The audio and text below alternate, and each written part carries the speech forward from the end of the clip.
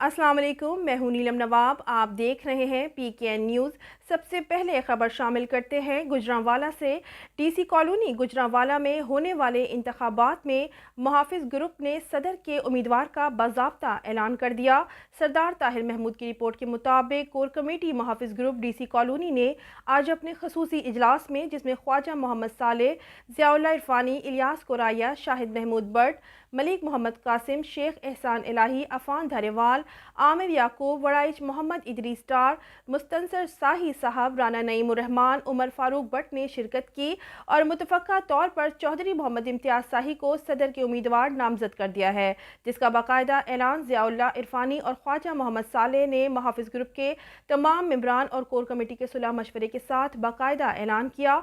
मौका पर नामजद सदर मुहाफिज group DC colony Chaudhry Mohammad Imtiaz Shahi ने कहा, तमाम मेंबरान DC कॉलोनी और मुहाफिज ग्रुप का शुक्रगुजार हूँ जिन्होंने मुझ पर एतमाद किया। मैं इंशाअल्लाह उनकी उम्मीद पर पूरा उतरूँगा। आने वाले इंतखाबात में मुहाफिज ग्रुप इंशाअल्लाह ज़रूर कामयाब होगा।